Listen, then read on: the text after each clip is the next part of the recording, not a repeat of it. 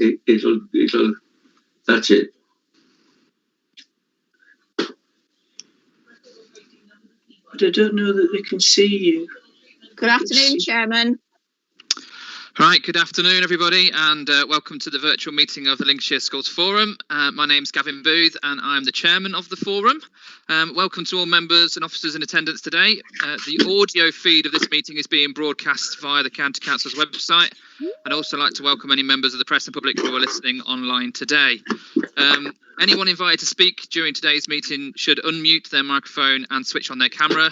But in the meantime, if you wouldn't mind switching off cameras and muting your microphones so that we're saving as much bandwidth as we possibly can, and hopefully the technology won't let us down. If you wish to speak at any point, please use the chat function, which is indicated by the speech bubble at the top of the screen, and type the word speak. Please don't use the chat function for asking questions, because obviously as this audio is recorded, we need to hear you asking those questions in person. So just type speak and we'll pick that up. All officers and members are welcome to use the chat function. Requests to speak are going to be collated by Josh Greaves, who's the Vice Chair, and then the Senior Democratic Services Officer will indicate in the chat when a new agenda item has begun.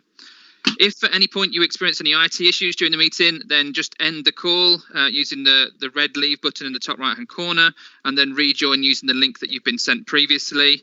If you experience any connectivity issues while speaking, you might find that actually turning the camera off does help, but if you can have your camera on while you're asking your question, that's always beneficial. If you continue to experience IT issues, then contact Simon Firth, who's the IT engineer, for assistance. If I'm made aware at any point during the meeting that it's not accessible to the public through the remote means, or that members of the forum have lost their connection due to any technology failures, then we'll adjourn the meeting for 5 minutes and then we'll look at rejoining. If the provision of access to remote means cannot be restored, then we will adjourn it and find a suitable date and time to reconvene if we can. Right, so moving on then.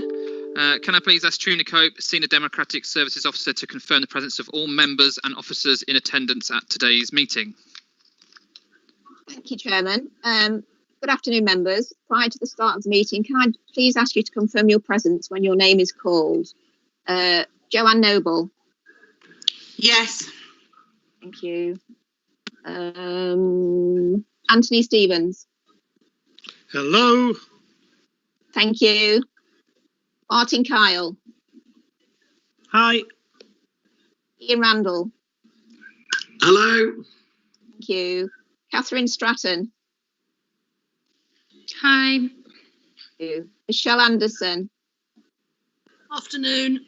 Thank you. Rachel Barrett. Hello.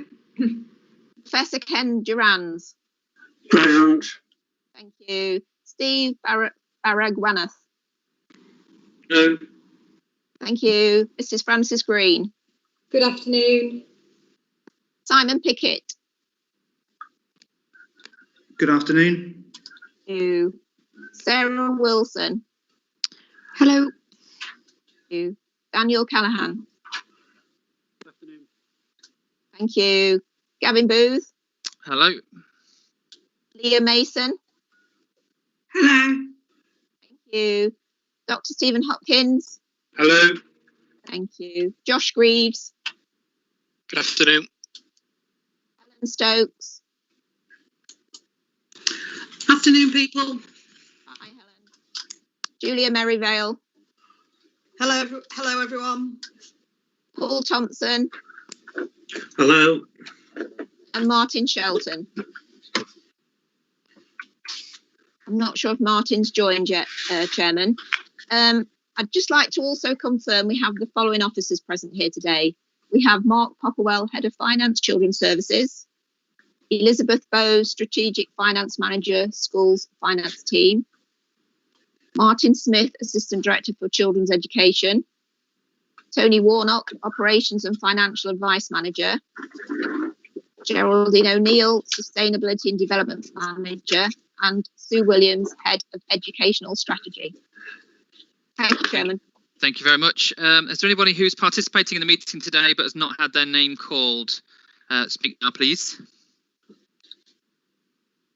Right, hopefully that means everyone's here that should be here and there isn't anybody here that shouldn't be here. So we'll proceed on to item 1 of the agenda, which is apologies for absence and replacement members. So Trina, any apologies today, please? Thank you, Chairman. We have received apologies from Penny Davis, Mark Woods, Katie Gravel and Simon Morley. We have Sarah Wilson here today, who's substituting for Mark Woods until further notice. Okay, thank you. Moving on to item 2, declarations of members' interests. Do members have any interests they wish to declare? If so, can you please type speak into the chat function now? I'll just give you a second to do that.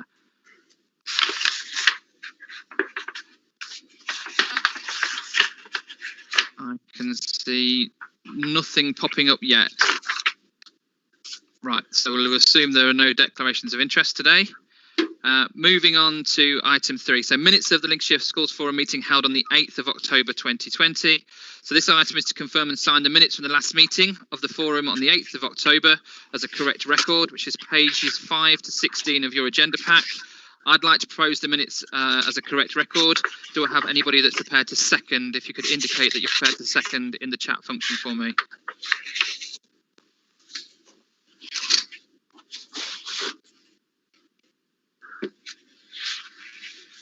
Anybody that was at that meeting? Oh, thank you, Martin. Martin Kyles seconded that for us.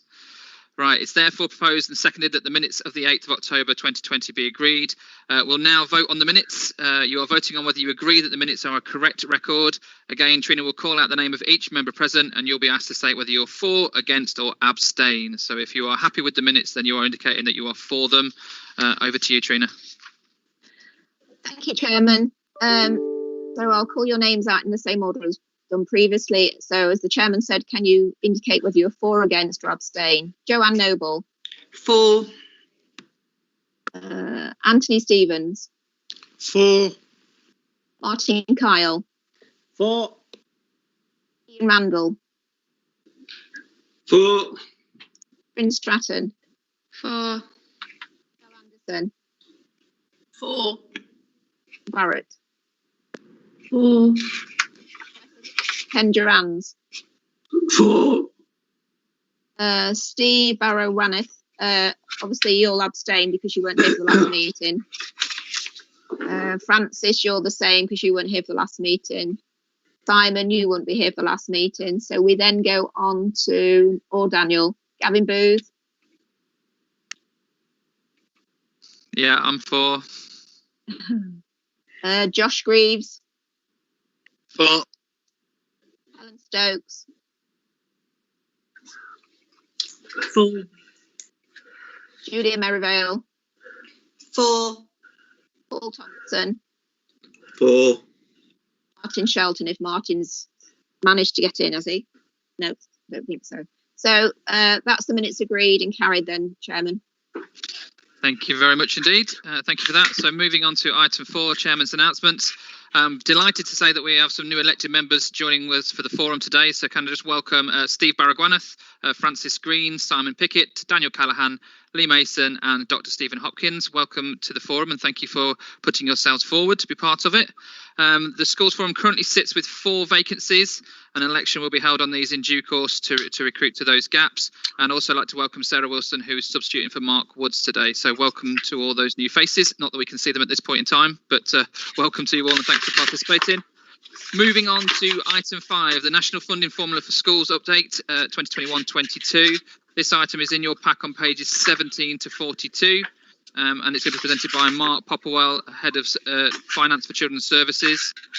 After this report, we'll be asked to note the report and then support the local authorities' funding proposals for 21-22, including replicating the national funding formula. So over to you, Mark. Thank you, Gavin. Yes, so in terms of the purpose of this report, it's to consult the Schools Forum on the local authorities' funding formula arrangements for 21-22, following the government's funding announcement. So the outcomes of the local authority consultation with mainstream schools is obviously enclosed within. And following this, it will then go on to children and young people's scrutiny tomorrow, and then for formal decision making in the following week on the 20th of January. So in terms of providing some background at the bottom of page 17, you'll all be aware that Lincolnshire implemented the school's national funding formula in 1890. That was the first year of its implementation, and the local authority has been responsible since that date and is in terms of the following financial year's arrangements. That may well change going forward, but that is the position at the moment. And local authorities were encouraged to implement the national funding formula to move towards a sensible trajectory towards that full formula. And in essence, just to reiterate, the introduction of the national funding formula was to provide consistency in schools funding nationally to ensure all schools got a fair settlement. So I just turn on to page 18. What you'll see there is the table 1 details Lincolnshire Schools Blocks funding. So basically, this is the funding that the local authority receives and is used then to distribute out to schools through the agreed national funding. What you'll see compared to when before its implementation, Lincolnshire was in the sort of the lowest quartile. What Lincolnshire overall has been doing as a result of this national funding formula implementation is actually rising up in the ranks in terms of overall funding levels. However, we are still below that England national average. However, we are, as I say, improved significantly through the implementation of the introduction of that formula. And the table details some of those differences and also a comparison to what it was previously. So you'll be aware that, again, this is the 21-22 is the second year of the settlement announced by the Prime Minister. So an additional 4.8 billion has been added into the schools' overall funding. So that includes high needs funding as well. In terms of illustrative funding, what was part of the schools funding consultation pack, to give an illustration of the overall increases, Lincolnshire, using that data of 2019 October census, an overall increase identified of 18 million. Added with the monies of the teachers' pay grant and pension grant that has been mainstreamed in, that was a further 20 million. But overall, a net increase of 18 million based on that illustrative financial information. So in light of all these changes, the local authority had to engage in open and transparent consultations and setting out our intentions in terms of a funding formula in readiness for our decision. So detailed within the appendices, which I'll touch on shortly, those detailed the funding changes that are taking place and also the monetary values as part of that. So turning on to page 19. So obviously we've been undertaking detailed modelling and interpreting the information shared by government, and this announcement for 21-22 is a positive impact for Lincolnshire schools, so that's something to be there. One of the key things with this is about the affordability of the national funding formula. The reason being is that local authorities such as Lincolnshire are funded through a lagged process, particularly on the pupil-led arrangements. Although we do have updated information and is funded on that basis in terms of up-to-date pupil numbers, but the pupil-led characteristics are a year adrift. Therefore, that can create then affordability challenges, of which since its implementation in 1890, Lincolnshire have been able to manage that within and to enable that national funding formula to be replicated. Just some key points to draw out in terms of the funding formula changes. So key formula factors will be increasing by 3% in monetary value. The minimum funding per pupil funding levels will also increase. And this is a mandatory factor, and this will continue to be a mandatory factor. So no schools will receive lower than that sum in terms of pupil-led factors and also the lump sum. As a part of a technical change, the teachers' pay grant and teachers' pension grant, they're being mainstreamed in, not only to the baselines of schools funding, but also within the actual all-pew age-weighted pupil unit and also the minimum pupil funding levels. So that grant will now cease and it will be part of the school delegated funding. There will also be a no ceilings cap as part of that approach. And also there's the additionality of additional monies coming in through the sparsity factor. And in terms of the affordability point, the minimum funding guarantee is a range between plus 0.5% and plus 2%. So local authorities have the discretion to make a decision and set it between those two parameters. So the local authority consulted on replicating the national funding formula subject to affordability. And the point in the paper in the middle of page 19 about the point of the pandemic, and the pandemic has actually created quite a significant shift in the number of children entitled to free school meals, so increase in eligibility for free school meals. So we've seen an increase of over 25%, and obviously that will be reflected as part of the October census. So that is one of the key challenges for the local authority, to see how we can actually manage it when we're implementing that national formula. So that's one of the key challenges, and that was drawn out as part of one of the questions. That was question 3 of the consultation. But Lincolnshire's approach is very much, we want to implement the national formula, and we'll do everything we can to try and deliver upon that. The local authority also consulted on the targeted funding arrangements in terms of supporting schools where they have insufficient notional SEN through the national formula. And we are moving, the proposal is to actually use the national funding formula, notional SEN figure that's been determined, to identify whether actually further targeted funding is required. And what that is identifying is where, for example, a school has a disproportionate number of children with more complex needs through the EHC route. So that is something we're continuing with, but it's about how we're actually identifying the notional SEN. And it seems fair and proper to use the actual national funding formula as a basis in that. So the consultation took place in December. If I just move over to page 20. So we consulted in December, and also we undertook a number of virtual sessions with head teachers. So we joined the head teachers to provide updates on that. So actually it provided schools to be in a good position in terms of understanding that. So as part of that consultation, we obviously provided the impact of what it would be at a school level using the October 2019 census data to enable you to give an idea of what that impact was at a school level. So overall, 60 schools responded to the consultation. Overall, that was a 17% response rate. That was, although it is low, it is recognised as low. It was an improved response from what we've experienced. But I think that's been the case over a number of years, and I think bodies such as committees such as yourselves, the Children and Young People Scrutiny, and obviously our approach to try and ensure that schools have the best deal, that I think weighs quite heavy in terms of schools, in terms of knowing there's that governance in place to ensure the right decision is made at the end point. The local authority set out the consultation document, and there was 5 questions within that. 3 questions related to the national funding formula itself, in terms of replicating that, and the minimum funding guarantee and affordability. And then there was 2 further questions on the SEN arrangements to that. So within Appendix A, I won't go into the detail of it, but to explain, in terms of pages 27 to 29, that detailed the background of the funding and the processes relating to the national funding formula. Pages 30 to 31, that actually provided the national funding formula makeup and the key components of that of the formula itself. Pages 32 to 39, they were actually the consultation questions, and we drew out responses where schools provided extra commentary as well, to brought those out.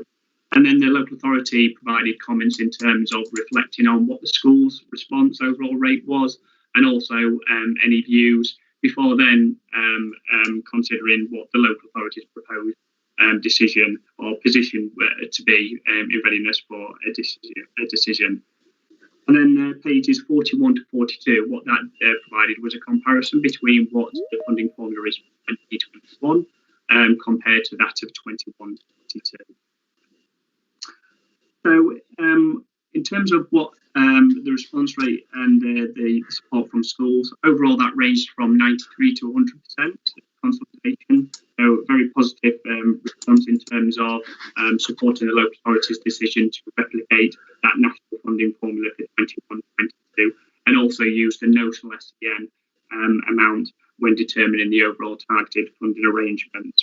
And as I say, that just reflects the amendments to the overall increase in funding going through the national funding formula, and obviously making sure that funding is allocated fairly. So in terms of the proposals that the local authority will be implementing, you'll see those in pages 20, the bottom of page 22 and the top of 21. So I want to just to draw out the affordability point, which I on earlier, and really it's about seeking the committee's views on this as well, which will be helpful to take forward to tomorrow when you want people scrutiny.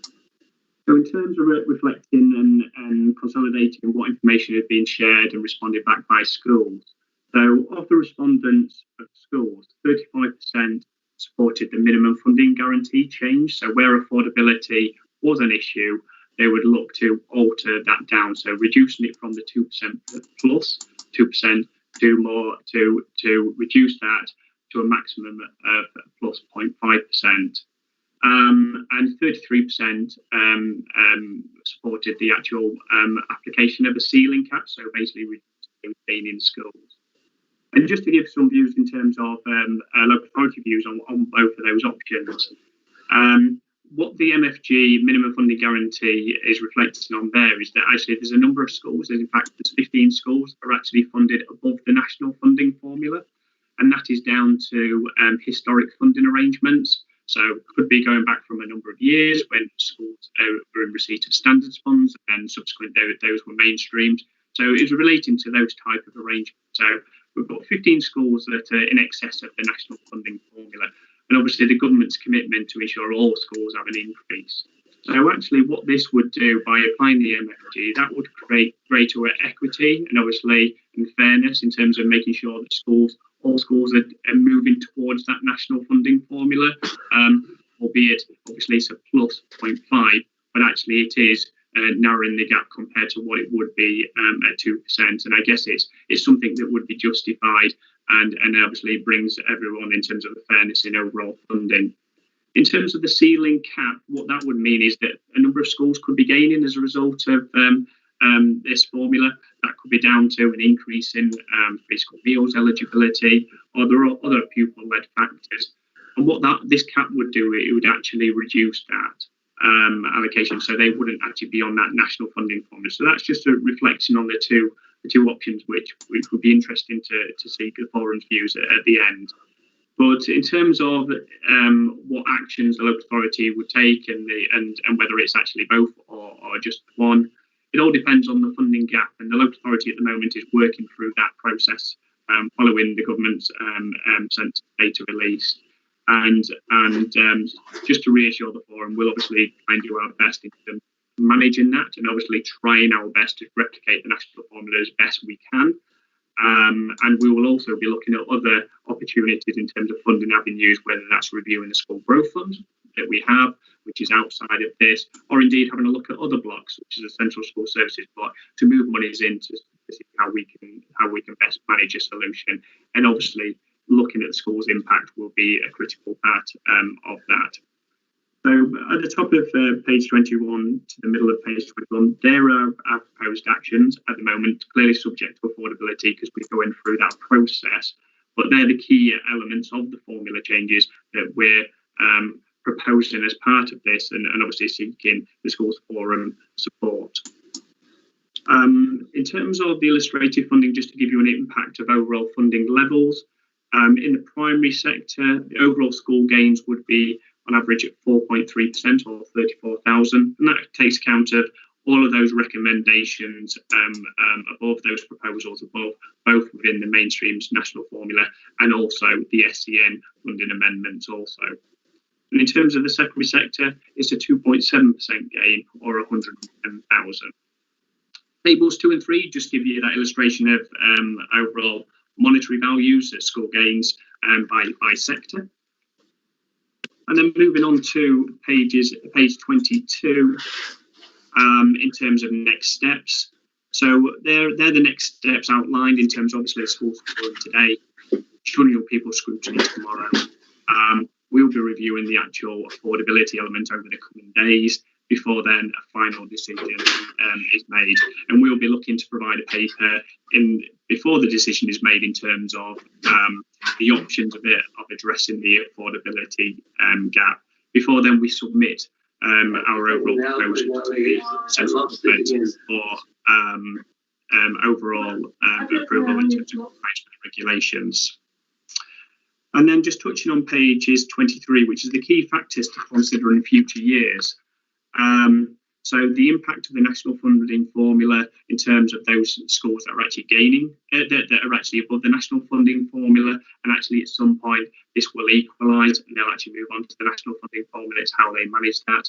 How the government intends to fund cost increases as well as part of the overall settlement beyond the current funding announcement.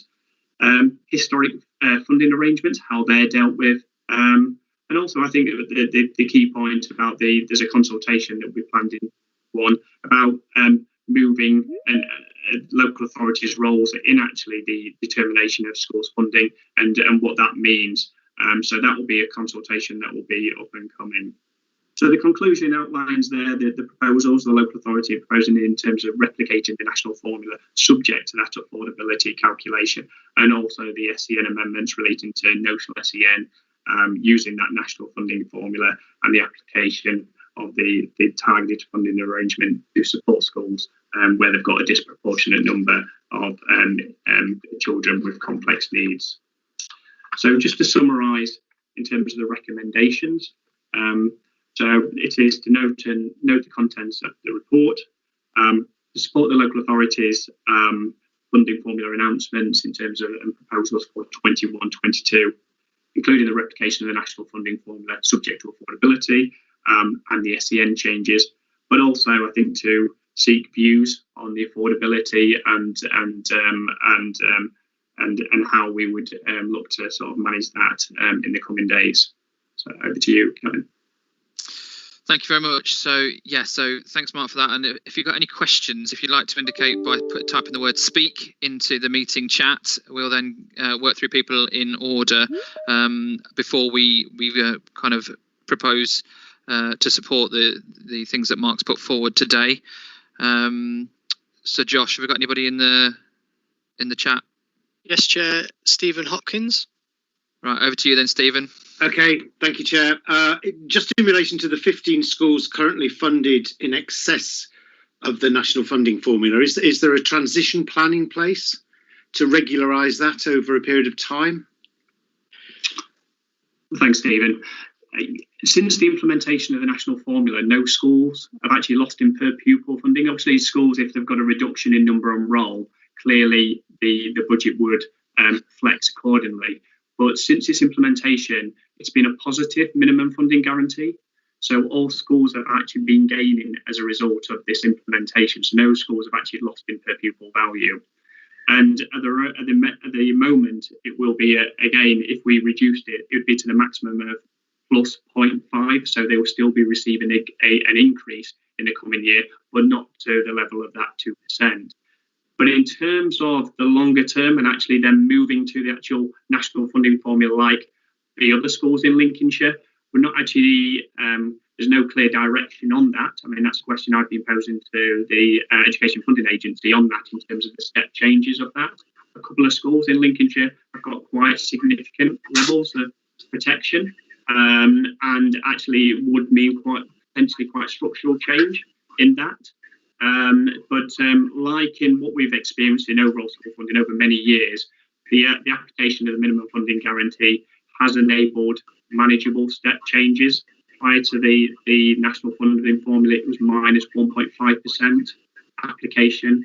So I would expect that where a negative MFG is applied, it will be a manageable stepped changes to enable the school to plan that transition adequately, as opposed to the cliff edge type of approach. So that will be something that we would be certainly representing if an MFG did come in place where it was a negative sum.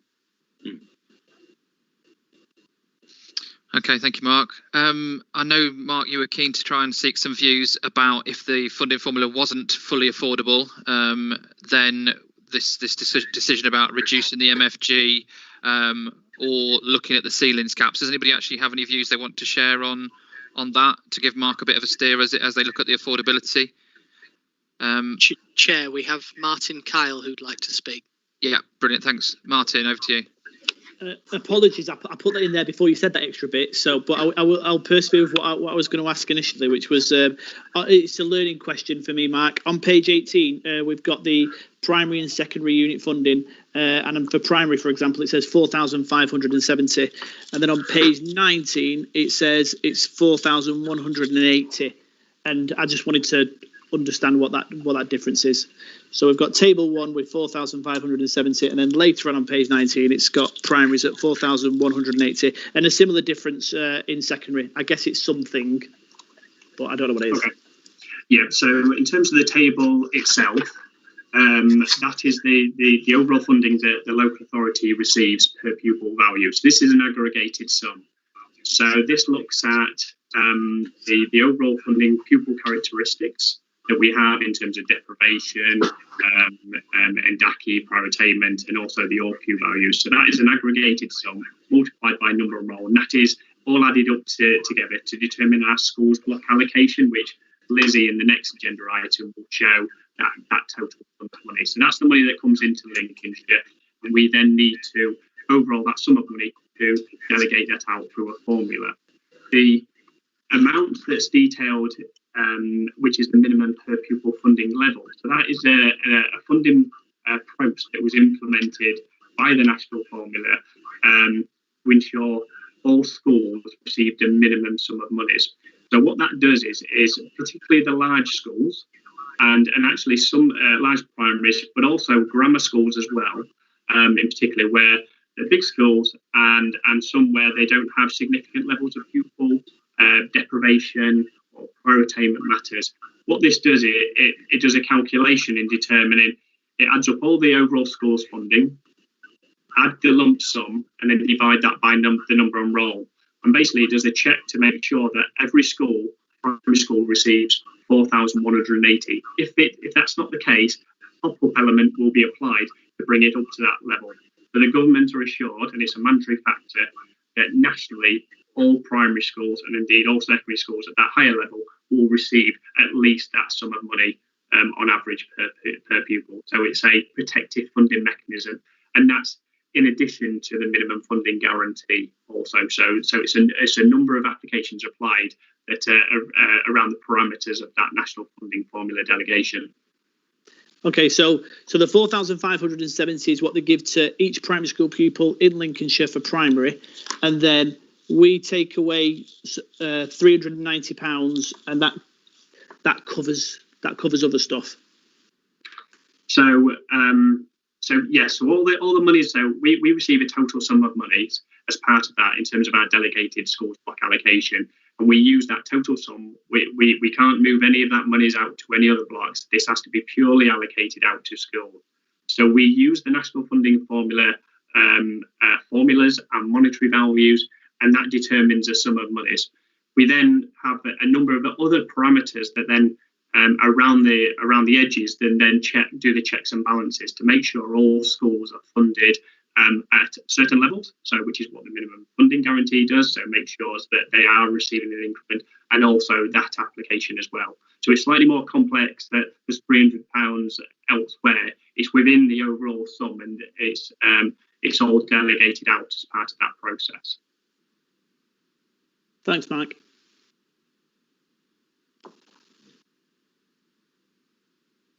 All right, any other questions for Mark? Right, okay. Well, just to chip in my two penneth there, Mark, just in terms of seeking views, I think from my perspective, what I'd like to be considered is, there is a sense of direction that we're moving towards the national funding formula, and if we get to a point where the funding formula isn't affordable, it's an entirety, I would, look and be thinking around getting the most amount of schools possible onto the full formula, if that makes sense. So it's, again, I know that there's, it might be that actually, if it is only 15 schools, if you're saying 15 schools might not get it in this way, but actually the vast majority of others will, then if there's a decision to be made, it's about, how close can we get the vast majority of Lincolnshire schools to the full entitlement of the funding formula. whilst at the same time recognising that no one is going to lose out completely because of that plus 0.5. So thank you very much for that. So in terms of moving forwards, we've obviously asked to note the content of the report and support the local authorities funding proposals for 21-22, including their best efforts, shall we say, to replicate the national funding formula, depending on affordability. Can I ask that the proposed actions are agreed? If you don't agree, can you put something in the chat that says you disagree?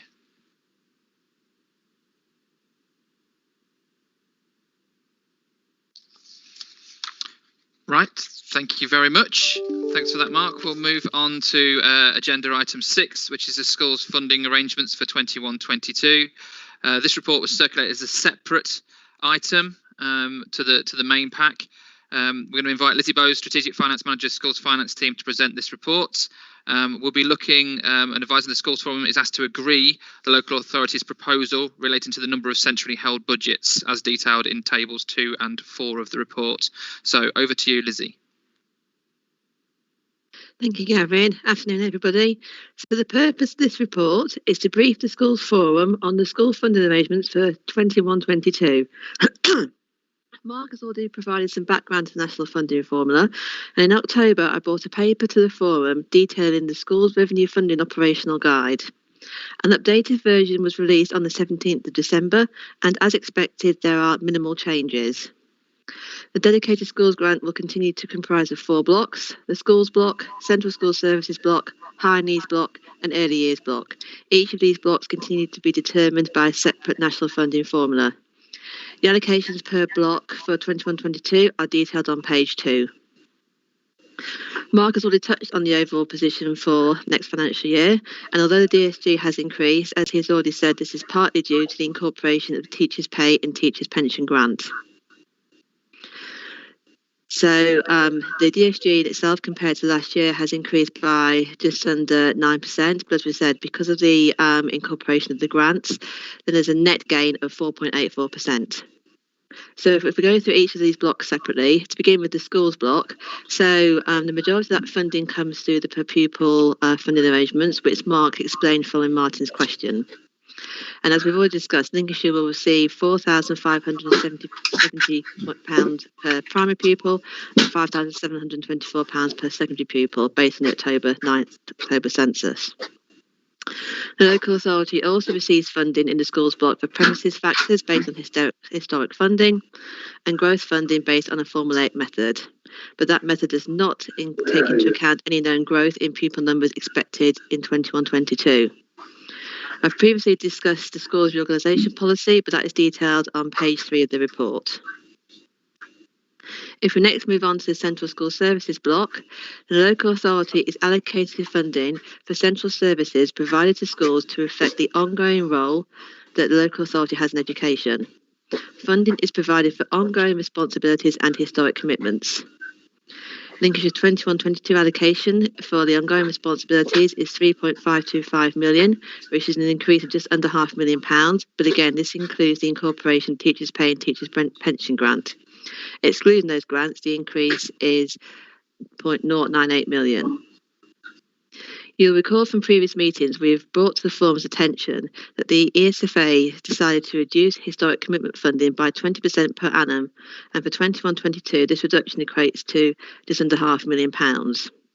Officers will again raise this with the department due to the commitments on contracts for PFI and broadband that still remain in place. If we next go on to the high needs block, then the basic structure of the high needs national funding formula for 21-22 is not changing.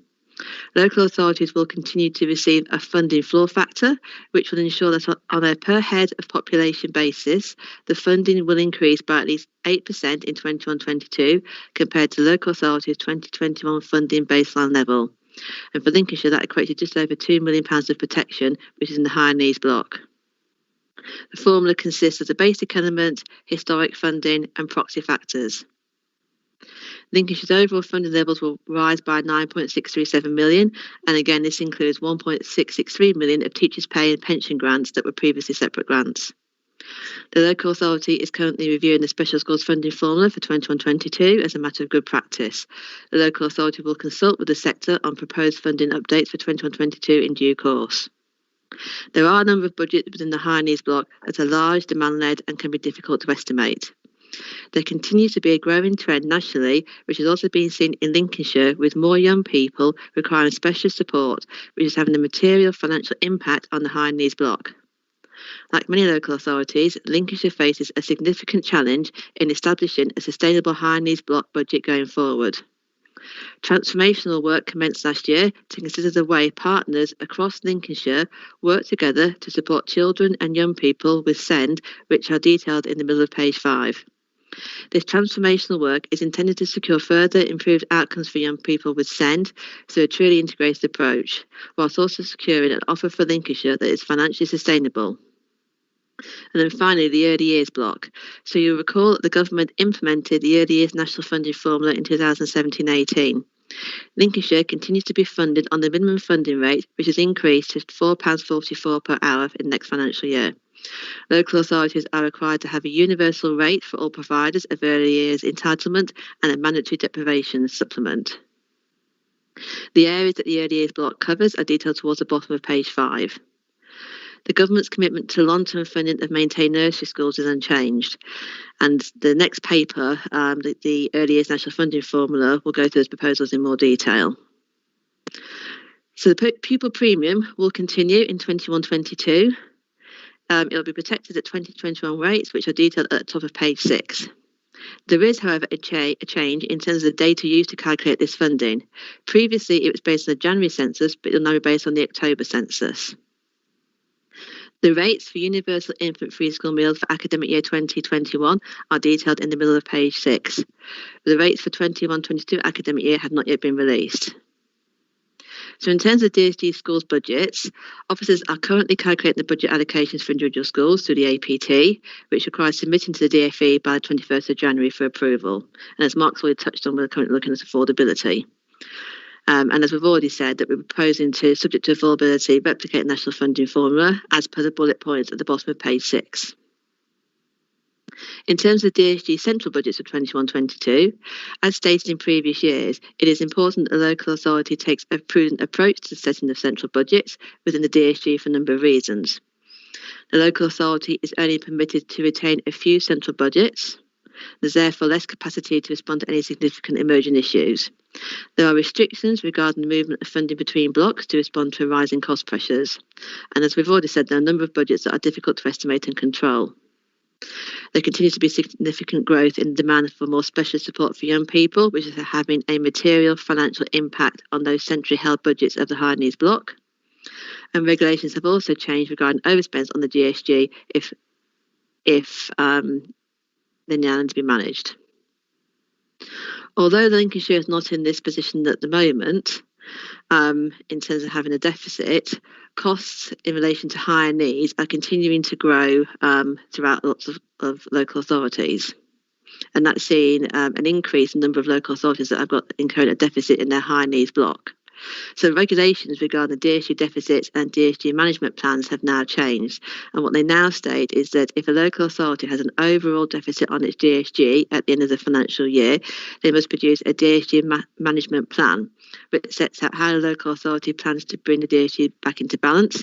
And those such reports must be discussed with Schools Forum and signed by the Chief Finance Officer. In terms of the budget setting review, the local authority has conducted its annual review of the DSG central budgets, although further refinement continues to take place. The significant plan changes relate to the area of high needs spending, where the budgets need to be rebased on current planned spending levels. This includes the areas of mainstream top-up funding and specialist places in special schools and other institutions. The high needs block financial position is expected to be very tight in 21-22.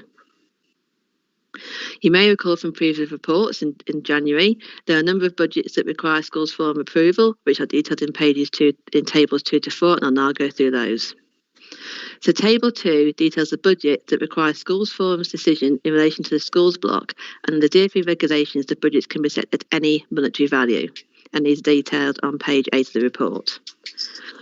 So we have the funding for significant pre-16 growth, and this budget is essential so that the local authority can fulfil its strategic and statutory responsibility to provide sufficient school places for pupils in Lincolnshire.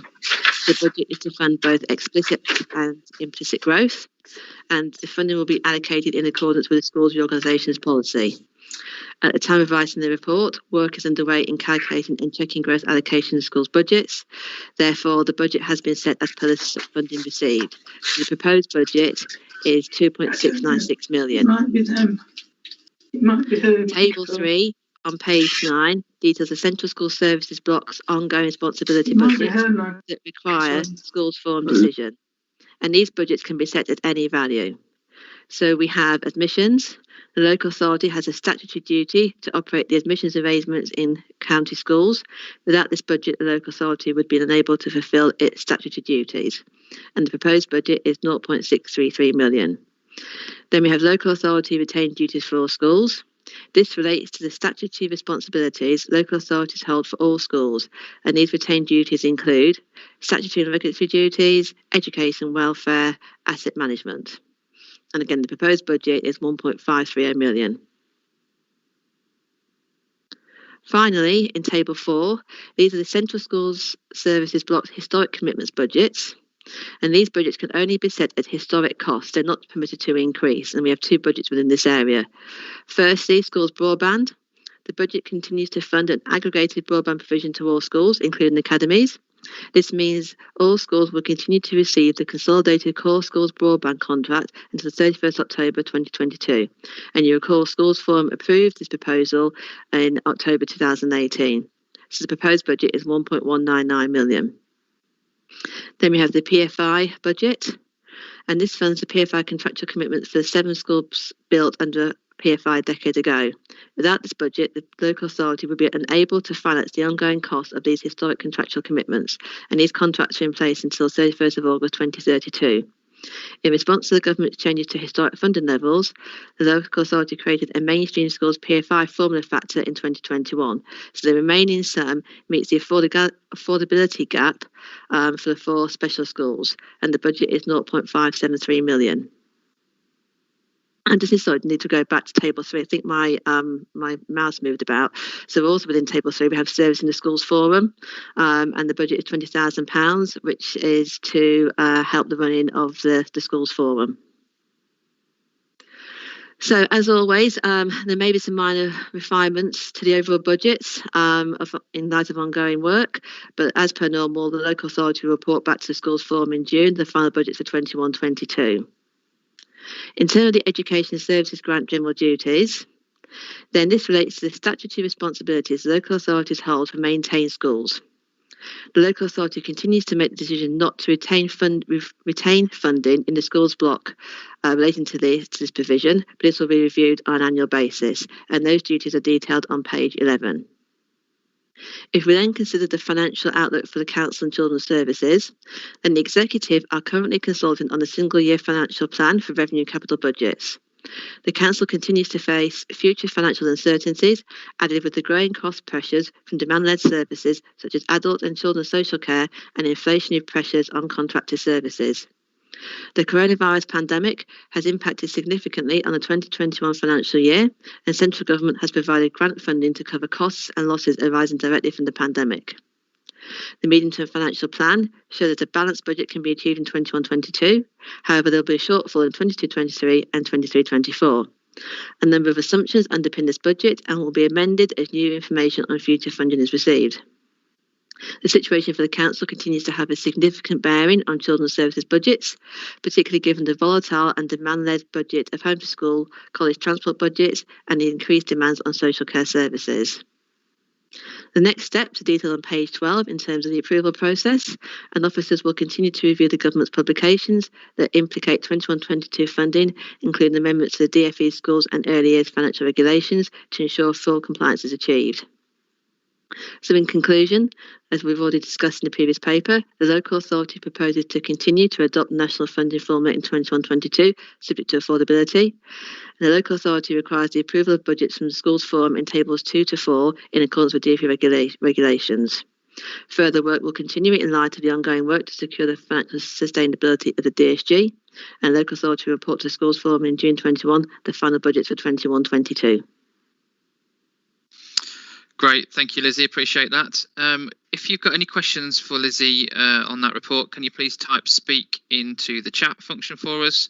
We will be looking for someone to propose and someone to second this, specifically the information that's in those tables 2, 3 and 4.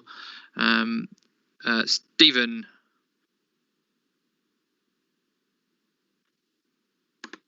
Sorry, Gavin, just unmuting. Yeah, quick question from a newbie. I was surprised in this paper that under the section risk and impacts, there wasn't anything that was thought inappropriate, not appropriate. My experience is when you're making decisions of this sort, there's always an analysis of the risks associated with the decision and the positive and negative impacts. So I was just surprised to see there wasn't that analysis, and in fact it says not appropriate. Thanks, Stephen. I think that's because, obviously, in terms of national funding formula itself, that's already been covered in the previous paper. And these, the budgets in these 3 tables have been there for many years. They are regular static budgets that have been approved. So there is no real risk around them in that respect. They're not those demand-led budgets like some of the early years and high needs that are more difficult to predict. Therefore, there isn't a risk associated around it. As I say, if it was something more around some of those high needs ones or those early years where the demand led, then obviously it's far more difficult to actually determine what those budgets might be. But because of the historic nature of them, then we don't feel there's that risk associated with them. Okay, so we're just going on historical precedent. We're not looking at from a challenge point of view these. So they're not really decisions. We're just nodding these through, aren't we? Really? Is that what you're saying? Well, they are. I mean, obviously, from an officer point of view, then officers go through the budget setting process with the relevant budget holders in the council. So they are rigorously discussed and challenged before the budget figures are calculated, before they come to yourselves for discussion and approval. Okay, thank you. Mark, do you want to add to that? Thanks, Gavin. Yeah. Just to add on that, obviously we go through a detailed budget setting process every year, and there's 2 areas of risk. They're actually in the actual main paper itself, and they relate to the Central School Services historic commitments, and obviously the government are trying to remove those historical commitments that they're saying there's inequity in the funding system. Therefore, this 20% reduction, obviously quite significant, up to £500,000 every year.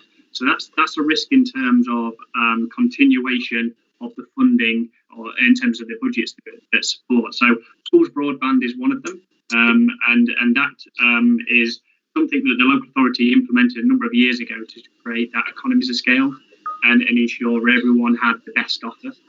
And that's now due to end in October 2022. What we have done is, because of the risk, the financial risk of the funding being reduced, we've actually earmarked some monies within the ESG, so that's the Dedicated Schools Grant Reserve. So that's into Schools Forum a year or so ago, to enable us to fulfil that contract. And then at that point, then obviously it will need to be a new arrangement. So we've put mitigating action in place on that one to manage that. And then the other one is the PFI contract. And this is something I'm in regular contact with the department on. So obviously we entered into a contract in the early 2000s. And so for the current year, we created a PFI factor for primary schools. So there's 3 primary schools that were built under PFI. And we've established a formula factor for that. So that has removed that element of risk. So now what we have to contend with is actually the special school side. So we've got 4 special schools under PFI. So that is currently there at the moment. And I'm working with the department about how we can manage that going forward, and whether it can be moved to the high needs block and be protected in there, as opposed to being isolated in this central school at the moment. So those are sort of 2 risk areas. In terms of school growth, it is a variable budget, but actually we funded quite well on that.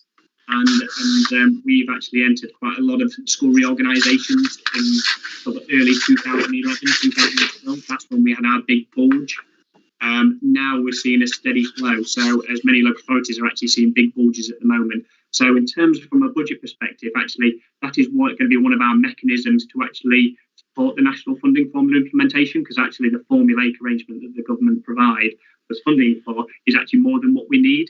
So that's something that we could recycle back into, delegate out to schools. So overall, I would say the school broadband and the PFI are the risk areas, working on mitigating those actions. The other ones are regular budgets, and funding is quite stable in those parts. So actually, in terms of financial risk, it's very limited and can be managed. Hopefully that just adds a bit more detail. Okay, thank you. I'd just say that would have been helpful in the paper, I think.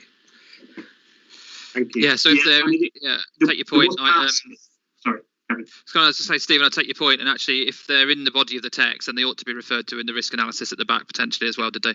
Yeah. Francis, can I invite you in? Afternoon. Just a quick clarification regarding the pupil premium announcement.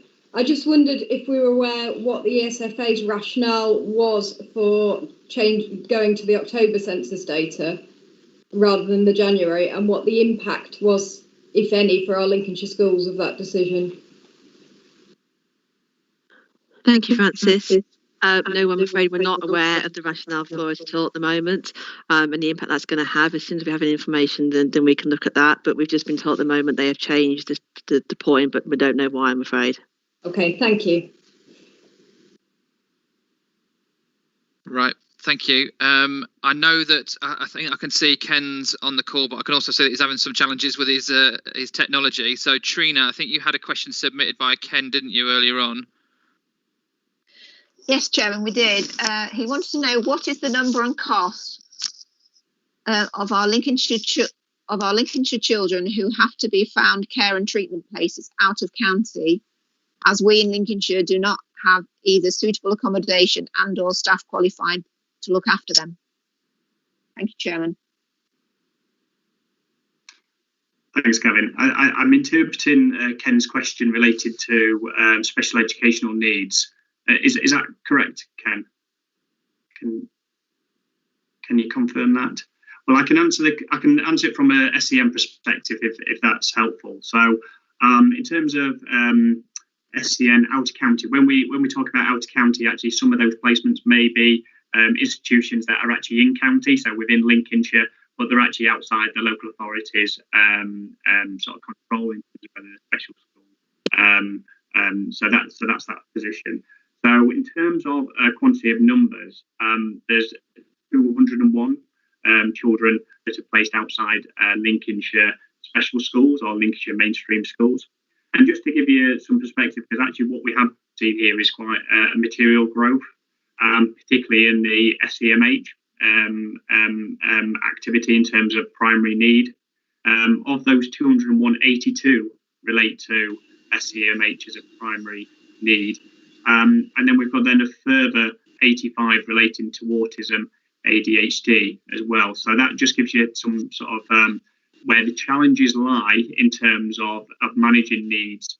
And I think the special educational needs, so the SEND strategy work, so this is the work in terms of increasing capacity within our special schools, which I know is we've presented papers for the Schools Forum previously on.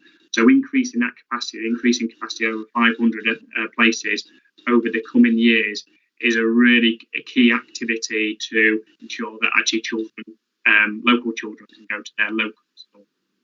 So that's seen as that, and also the SEMH need, that is a growing need, and that's making sure that our special schools, all need special schools, can actually meet these demands as well. So again, the support and network around making sure that that need can be managed.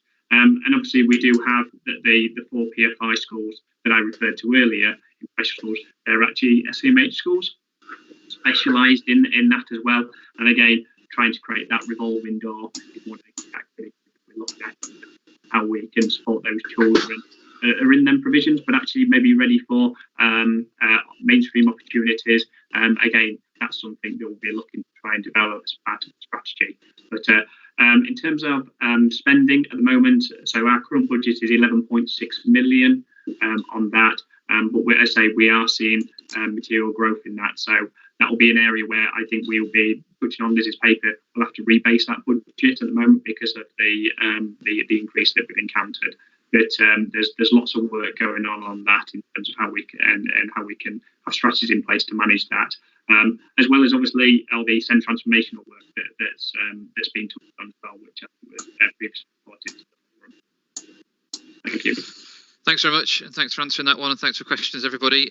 Right, so we are asked to agree the local authority's proposal relating to those centrally held budgets detailed in tables 2, 3 and 4. Do I have anybody prepared to propose those? If you could type the word propose into the chat for me.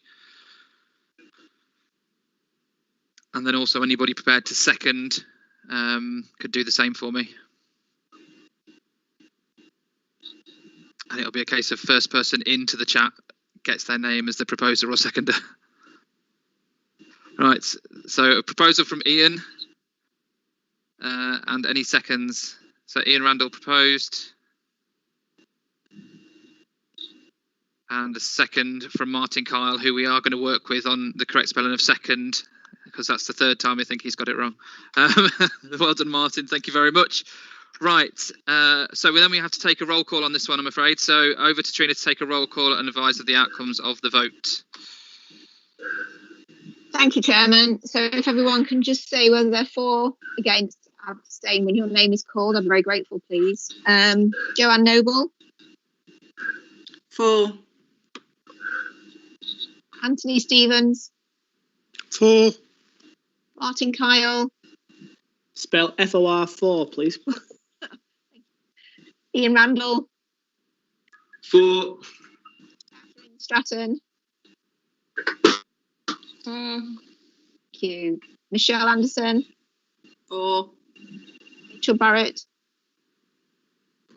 For. Professor Durans.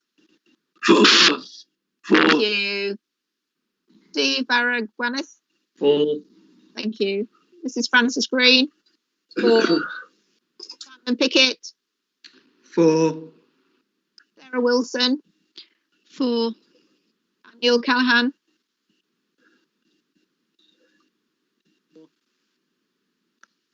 Is that a 4? I think so, yeah. Thank you. Gavin Booth. For. Leah Mason.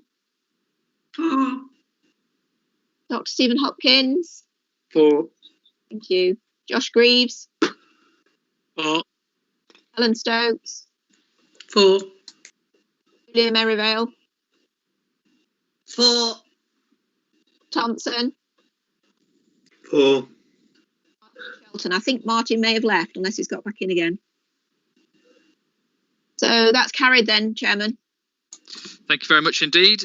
Moving swiftly on to item 7, the early years national funding formula.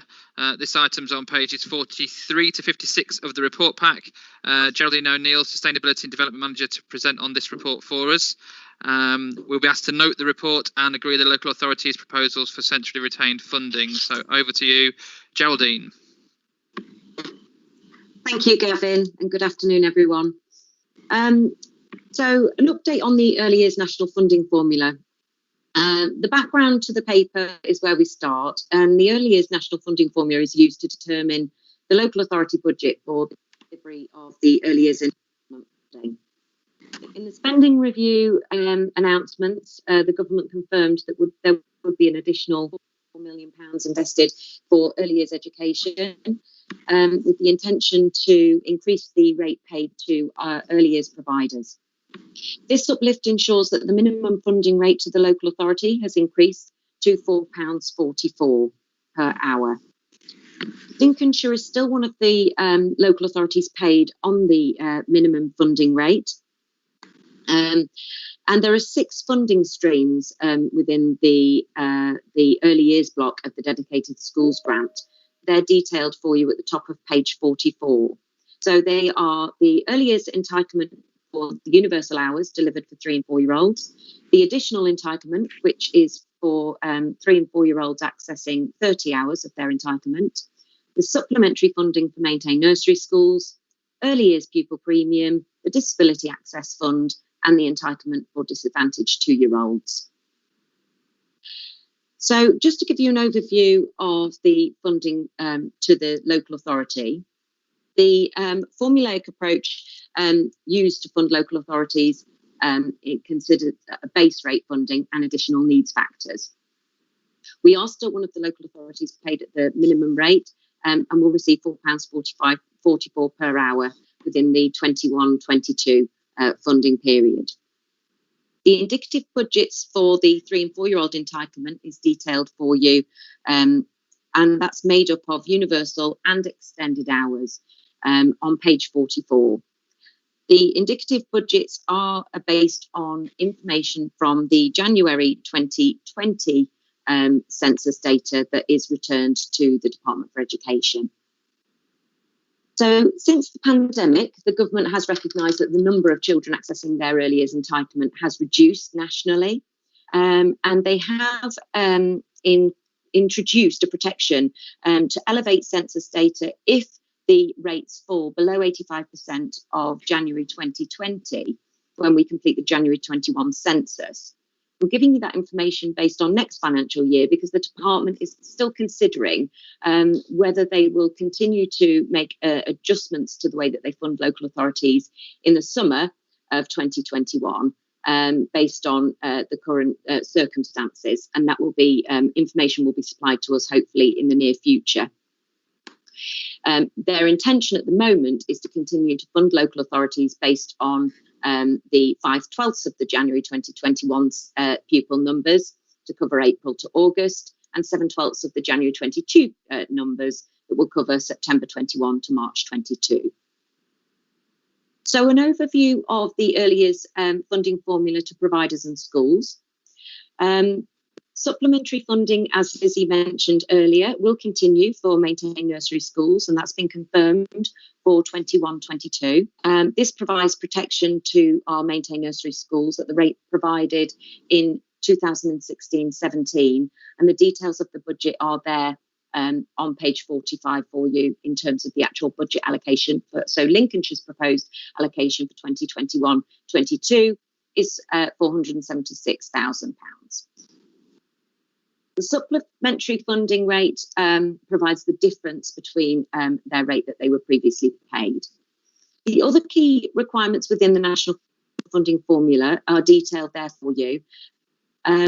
This includes that the local authority must at least a minimum pass-through rate of 95% for 3 and 4 year old funding directly to providers, and we must have a mandatory deprivation supplement, and any supplements combined should not exceed 10% of the overall total value of the budget.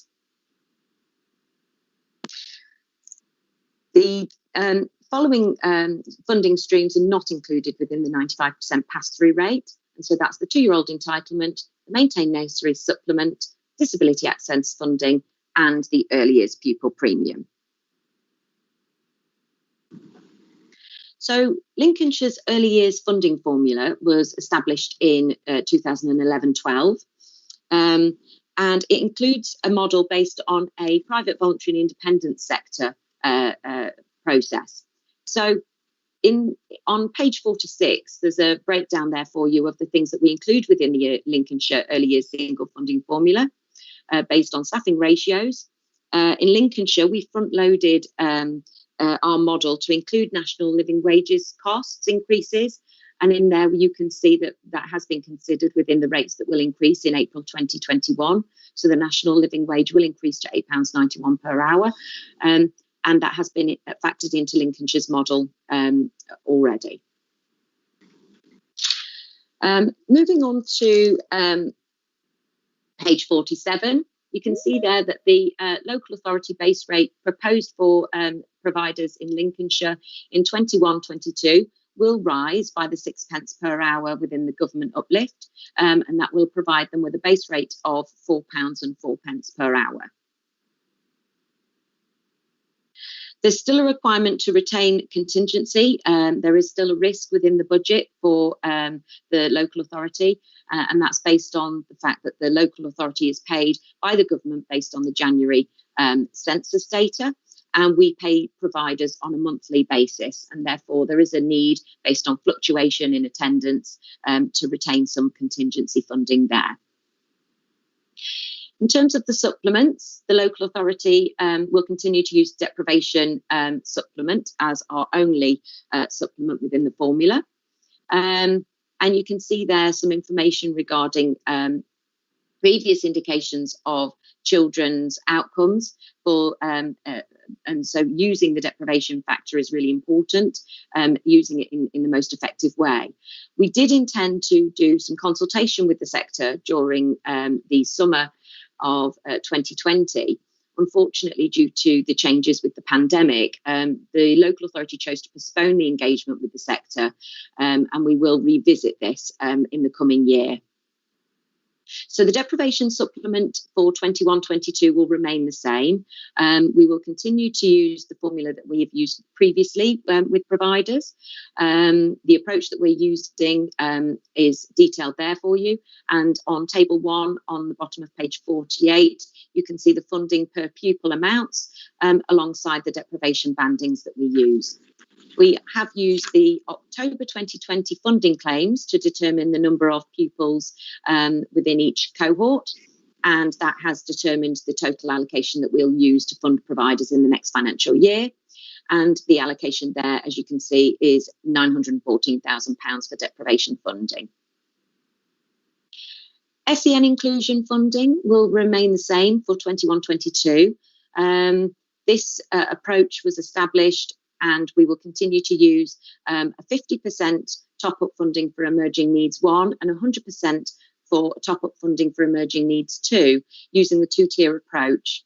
And that has been uplifted to mirror the increase in the hourly rates. So providers will receive £2.02 for Emerging Needs 1 per hour per child, and £4.04 per hour per child for Emerging Needs 2. The budget allocation will remain the same at 650,000. As I said previously, there is a need for some fluctuation contingency fund within the budget, and we will be retaining a small percentage of the overall budget for that. £129,000 has been earmarked for fluctuation contingency to ensure that we can cover any costs for additional hours that might be accessed by children across the financial year. So then, to give you an overview of the local authority centrally retained funding, the government does require local authorities to have a central support team to support various elements of work with early years providers across the county. So this has been broken down into 3 areas for you. So the first is the early years entitlement and sufficient sustainable provision. The overall budget there is 519,191. And this provides the local authority with a team of consultants that support the early years sector with the monthly payment system. That includes managing the funding and making sure that providers are completing monthly claims, and ensuring that we have accurate information on the take-up data for pupil premium, disability access funding, inclusion funding, and so on. I've explained there for you the number of early years providers that are currently registered to deliver funded provision within Lincolnshire.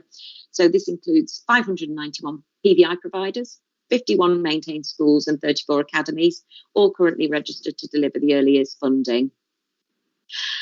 There's also a statutory duty for local authorities to secure sufficient childcare across the county for children for 0 to 14 and up to 18 for children with disabilities. And there is a small team secured to provide information, guidance and support to providers across the county, and support new developments where we are seeing areas that require new childcare places where perhaps there have been closures. And now more than ever, this is particularly a particular area of focus for the central team in terms of supporting the sector with their sustainability. The second area for the centrally retained budgets is the EYFS quality improvement advice and support and workforce and training for the sector. This budget is made up of funding for a support team that provides information and guidance to the sector on quality improvement, where Ofsted outcomes are less than good, and a training package to support the sector, which has also this year become quite a virtual platform. And then the third area is the Send Local offer, and that provides the local authority with a consultant support, children with SEND, and working quite closely with the SEND team for children within early years. So summary there of the overall central spend, that represents 4.24% of the overall early years funding, which is below the 5% threshold that the local authority is required to retain. And a breakdown there between pages 52 and 53 of the 53 for you of the overall early years funding distribution. So you can see there that the overall funding of 35.5 million to convert to the hourly rate of £4.44, and the activities listed there. So the base rate funding, deprivation funding, inclusion fund, contingency fund. So the total spending plan for passing on to providers is £4.25 per hour.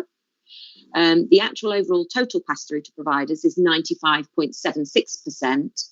And obviously 95.02% is on the base rate funding, and the additional percentage there.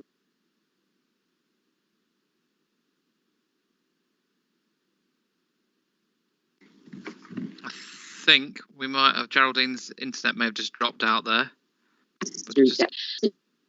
Previous funding. Oh, Geraldine, you might just have to repeat what you've just done. The last 2-3 minutes you dropped out, unless it's just mine. Geraldine Apologies. she may have to turn a camera off, Chairman, if there's problems, because it may be the band. Yeah, just drop the camera off and we'll imagine you.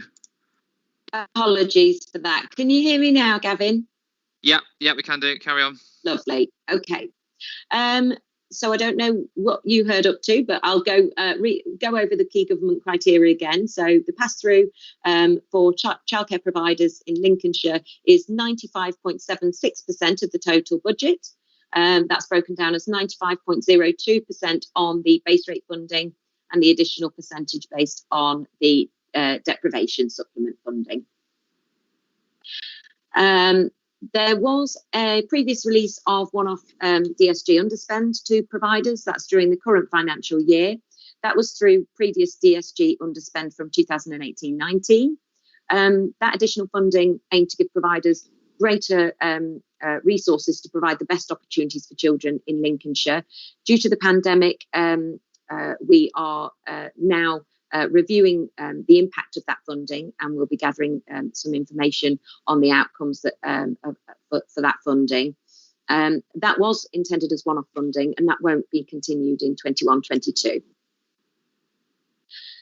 Disability access funding will remain the same for local authorities during the next financial year, and that provides providers with £615 per year for eligible children, and they are children who access disability living allowance. So that remains unchanged, as does the early years pupil premium funding. So the early years pupil premium will remain the same, and providers will receive an additional 53 pence per pupil per hour for the universal hours that they access, providing £302.10 per year for childcare providers for children who meet the early years pupil premium criteria. And the 2-year-old funding, again, with the uplift seen by the government, we are able to increase the 2-year-old funding by 8 pence per hour to £5.36.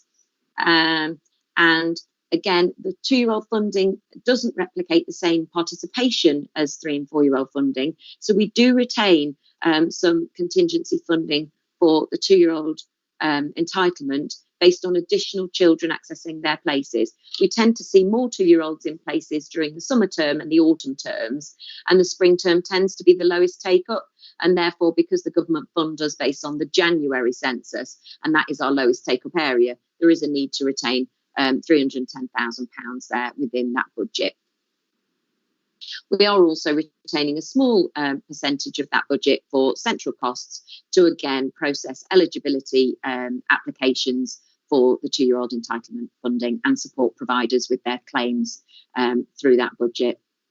So the total funding for the universal base rate for providers will be £5.03 per hour, so increasing by 8 pence. for childcare providers. The government uplift has been directly transferred to the childcare sector, and the overall breakdown on page 55 there of the budget is shown for you. So base rate funding, contingency funding, total spending through to providers is the £5.32 you can see there. And that concludes my overview of the paper. Great, thank you very much. Right, can we have any questions, please, for Geraldine? Can you put speak in the chat bar for me? Julia. It's not exactly a question, Gavin. It's more, I'd like to pass on my thanks to Geraldine and all the early years team for all the support they gave us in lockdown. As one of many providers that stayed open from the first lockdown all the way through the summer, we had a lot of support from them, phone calls, checking we were okay, as well as the children and everything else. So I'd just like to pass that on from many of my colleagues that we've had that support. And I appreciate that Lincolnshire is one of a few counties that are supporting the early years in this way, and as well with the funding. But my concern in the future is that I've lost a third of my staff because our numbers have dropped and the pandemic and everything. And I need to emphasise that we will need that support continuing, else otherwise the money that's been spent so far by central government will be wasted because we won't survive. I know there's many people in that situation, and there's many people that have lost their jobs. It is hard going though. But I did want to thank Geraldine and all the early years team for all their support in the last year. Thank you, Julia. Stephen Hopkins, please. Okay, this relates to the central spend percentage, 4.24%, and the paper indicates it's below the threshold of 5%. I just wondered, do we, it's specific to this item and I think more general, because I'm new to this forum, do we do benchmarking? I've no sense about how this relates to other local authorities. It would be good to have that. And I think my same point around risk really as before, which is if there were challenges and tensions around reducing central spend for the very point that our colleagues just made in order to increase funding at the front line, what would be the risks thereby? So that sort of level of analysis would be really helpful, I think. Great. I'm sure we'll take that on and we'll feed that into future reports as well. I think. Yes, thank you, Stephen. I'm making a note of that. Yeah. There is actually a document from the government which does detail the central spend and centrally retained funding for all local authorities. That is available online, so I can refer you to that. Yeah. I'm just going to invite Mark in now because I'm assuming Mark's related to your point, Stephen. Mark, are you there? Yes, it was just to add on, in terms of when we implemented the formula in 17-18, as part of that criteria, the government wanted to ensure that actually as much money was going out to providers as possible. So that's where they introduced these cap and in the early days, I think it was about 8% initially, and then they brought it down to 5%. So we've been below that 5% level, and say through the detailed budget setting exercise, we try to ensure that we're only keeping what we need and striking that right balance. So we had an underspend a couple of years ago, and obviously we devolved £1 million out to the sector to support them because we knew that there was certain the education standards were not where we want them to be, the outcomes were not where, and hence why we did devolve that monies out. And I think we've struck the right balance now in terms of what we're holding centrally, and also the contingency fund that, so basically that fluctuation fund is because we're funded a different way to how we actually allocate the monies out. We actually allocate it out on a weekly basis based on the children present rather than snapshots in terms of how we're funded. So that's where, in terms of when you're reflecting on risk, that's our risk. That actually, will the January census enable us to support that? Hence why we hold a small fluctuation contingency fund. We've been able to bring that down because we feel actually it's okay for the 3 and 4 year old sector. But I think it's a pertinent point that you're making now, and Julia as well sort of touched on it in terms of, will these censuses going forward, because we've had quite a significant drop in take-up, what will that mean in terms of our overall funding level? And I know Geraldine has been part of sort of national networks to work with the government in terms of making sure that we do still receive fair levels of funding, which we then can passport on to onto the providers, because obviously the January census here will reflect our funding for 5 months. So that's a potential risk that it's sort of just drawing out one of your points there. And but yes, we've been below that level, and we can certainly share some benchmarking in future. I think that's a good point. We can do that. It's available, so we can share that. That'd be helpful. Thank you. Great, and I'm sensing a theme from Stephen as well around the risk analysis bit, if we're including it in reports, whether we need something under that. So we'll have a look at that as well. Joe Noble, if you're there, please. Yes, two things. The first is just a reminder that the maintained nursery school actual income, we still are receiving the £5.93 per hour, and we have been doing since 16-17. So we actually haven't had any increase in our funding. So that's just worth noting. The second thing I wanted to say is with regarding the deprivation supplement, which is based on the October 20 census, maintained nursery schools, like all the other early year providers, have seen quite a decrease in numbers attending.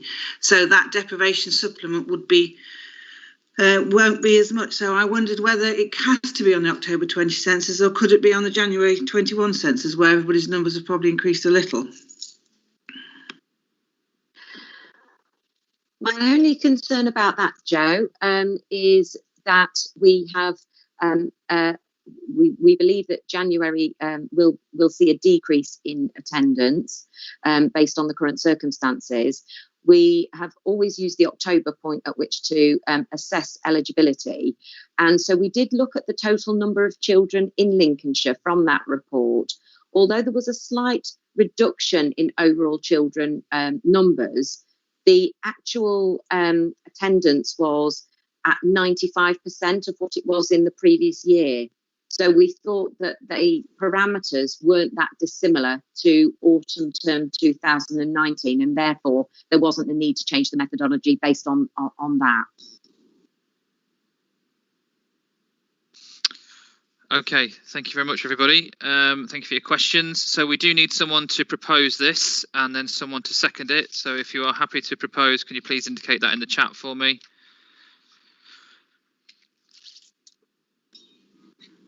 Proposed by Julia, thank you very much. And someone to second.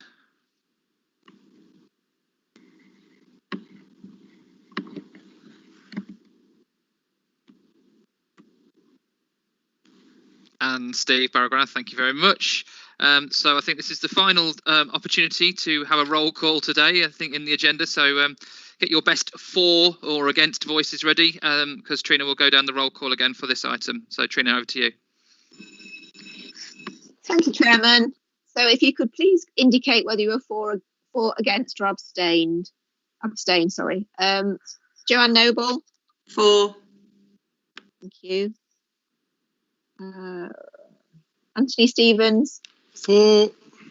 Martin Kyle? For. Ian Randall? For. Catherine Stratton? For. Michelle Anderson? For. Rachel Barrett? For. Professor Durans? Have we got him now?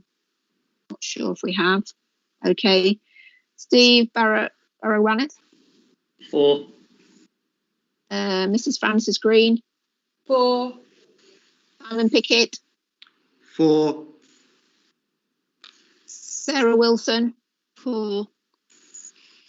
Daniel Callahan?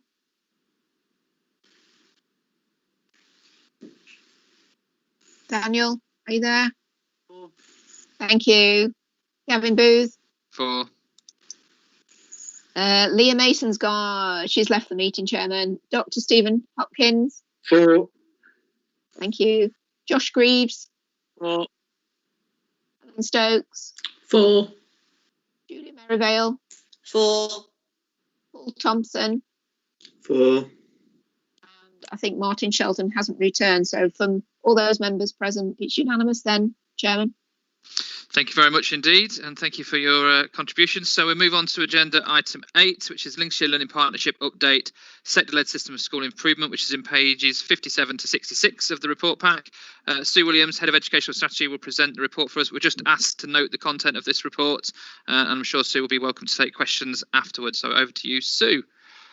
Thanks very much, Gavin, and good afternoon, everyone. So this is just really an update on the sector-led approach to school improvement and the work of the LLPB.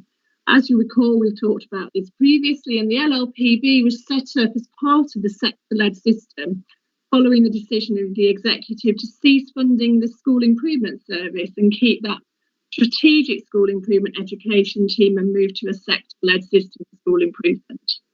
So the LLPB is really the governance of the system, and it has representatives from different types of schools, and it has funded or endorsed a range of programmes. I'm just going to update you on the programmes that it's been funding for the last academic year.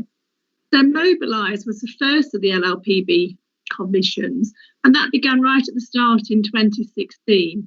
This one uses research to inform practice in schools. So initially, you recall, that was all about teaching assistants, and then that widened its approach to different areas of work. In the last academic year, the focus includes strands on development of English and mathematics, cognition and thinking, well-being and curriculum design. Due to the pandemic, activity was paused when schools formally closed in March last year. And we worked very closely with the Mobilise team to move forward with a wellbeing offer for schools about supporting teachers for pupils returning to school settings, and that was really well received by our school leaders in the summer. So moving forward, the Mobilise offer this year will be an offer that's open to schools to purchase. Peer review, this is something that was really the foundation of the sector-led system. And the LLPB funded support last year to revitalise that system. And a group of schools really took that development work a little bit further forward. Again, this is now also available for schools to purchase moving forward. The LLPB has held a successful annual conference for school leaders so that they have access to really high quality, inspirational national speakers. And that has really been successful for all speakers. Obviously, that has been on hold for this academic year. Last year, 160 delegates attended that conference. Very successful, received. Leadership briefings continued throughout last academic year. And once we went into the lockdown period, we actually moved to an online method of delivery for these, as well as working with the local authorities for setting up a number of additional sessions for school leaders, which we'll talk about later on in response to the pandemic. Our governor partnership meetings also have continued to take place, and these ensure that those same messages that we deliver to school leaders are shared with those strategic leaders within our schools. Again, during the lockdown period last year, these moved online, and again were very well attended and well received by the governors. The Lincolnshire Learning Partnership initially funded our Stronger Governance offer. So this is an offer where we work with the Lincoln Anglican Diocese, local authority, and our leaders of governance to make sure that we've got a joined up offer for our governors across Lincolnshire. Last year, we had our first Stronger Governance conference, and that was for the benefit of all Lincolnshire governors, had the title of Lincolnshire and Beyond, and was very well received, again, giving our governors access to some of those national high-profile speakers. Lead Links was one of our programmes that supported aspiring leaders in Lincolnshire to bring that flow of leaders into headship for the future. And over the 3-year period where this was supported, 45 candidates were given support for aspiring leadership and moving to be leaders of the future. And some of those are now head teachers in some of our schools. The Learning Partnership supported the Caring to Learn offer, which works with our looked after and previously looked after young people. as well as other vulnerable children and young people. This aims to develop effective learning and a support network for the foster carers and professionals. And again, that's been really supported by the Lincolnshire Learning Partnership. Initially, Confident Choices, which is a programme to develop careers provision across Lincolnshire, was supported by the Lincolnshire Learning Partnership Board. That's now supported by LCC, but that's established a network of schools and partner organisations developing careers provision across the whole of Lincolnshire. Early years, and the LCC offer for the early years has been enhanced with some work with LCC on the curriculum development, reading, writing, assessment and transition, with a view to improving outcomes for the very youngest children. So this is in particular for children in schools where the proportion of children that reach a good level of development is in the bottom 20%. And this is continuing and has been adapted following the lockdown period. You're going to trip someone up in a minute. And if you trip me up, I'll sit on you. Wow, me as well. Yeah? Yeah. Small schools. Lincolnshire County Council established a programme of support for our small schools because obviously they're very vulnerable, have an awful lot to do. And this was really to look at initially curriculum planning in English and mathematics. This has been continued to be supported through the sector now with our teaching schools.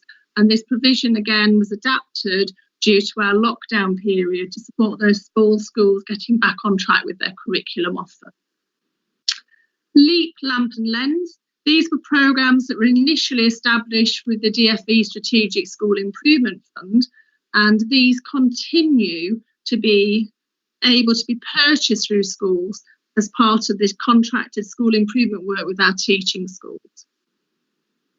Our education locality leads continue to engage with our schools to support them and monitor and challenge them where necessary. Moving forward into the future, most of our additional school improvement activity across Lincolnshire has been provided by teaching schools. We've already had a number of subject specialist hubs established, so English hubs, maths hubs, science partnership, computing hub, music hub, and also a research school.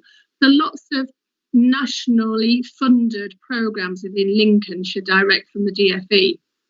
From September 2021, the designation of teaching schools and their strategic position nationally will cease. And a number of the functions that originally sat with teaching schools will move to the new teaching school hubs. That will include things like initial teacher training and the designation of NQTs, as well as the training for teachers at all stages of their career. As far as all our partners, as the LLPB, Multi-Academy Trust, Lincolnshire County Council and other partners within the system, we've all worked together on the one plan to ensure that we've got the same vision for improvement across the authority. So we've got the same priorities that we're all working on.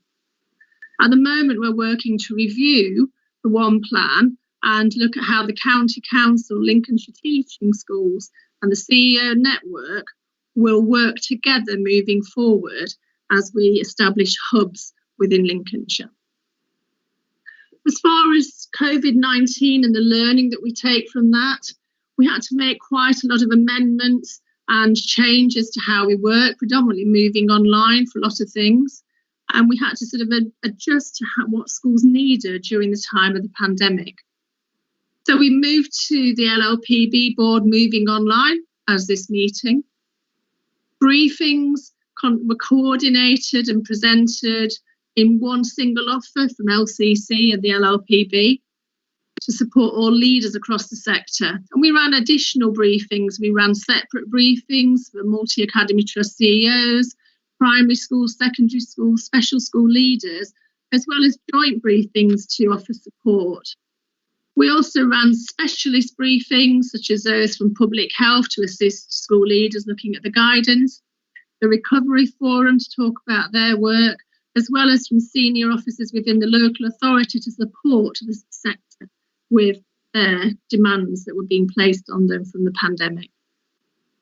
And the local education authority locality leads also set up locality working model groups where they worked in localities with the school leaders to support them in working with each other to address opening issues or to address interpretation of the guidance or to share their work and resources. And that's all been really successful. And we've actually seen our schools across Lincolnshire during the pandemic to have higher rates of attendance and really strong local engagement with the locality leads and the local authority. And we wish to move forward building on this. Moving forward, the LLPB we see as absolutely essential to the sector-led system in Lincolnshire. Due to the pandemic and the additional work that has been done through Lincolnshire County Council and the funds that were provided there is currently 0.56 million remaining in addition to the 0.28 million of existing funding commitments that the LLP has made in the last year. The LLPB are really aware of the pressures school leaders are facing due to the pandemic, and quite a lot of focus in their meetings during the lockdown periods was about the issues that schools were facing, mainly because those leaders were actually leaders within the system. So they're very clear that it's difficult to actually commit further funding. We've already adjusted the current contract to look at resilience and Recover Lincolnshire, which is supporting resilience for school leaders and programmes to get pupils back on track with learning in English and mathematics and transition in early years.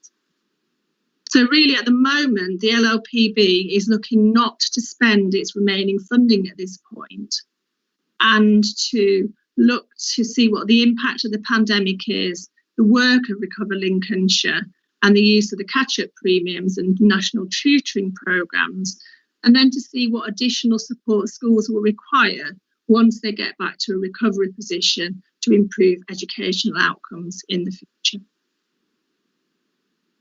And that's the end of my report. Right, thank you very much, Sue. Appreciate that. Any questions? If you'd like questions for Sue, please put there. Steve Baragwanath. Afternoon, everyone.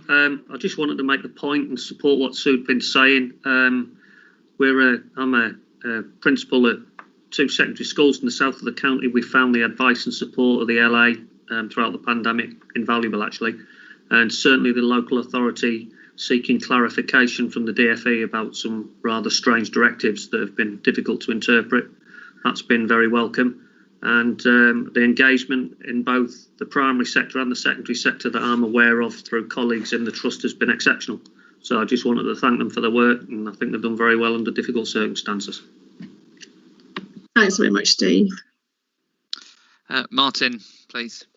Just to echo everything Steve just said there, and Debbie Barks is to be doing a great job in our locality in gathering heads together and making sure everybody's A-OK during these times. I'm also the LLPB's the Schools Forum's representative on the LLPB, and there's good cross-pollination between this group of people and the LLPB. There's about 4 members here who are sat in the LLPB as well.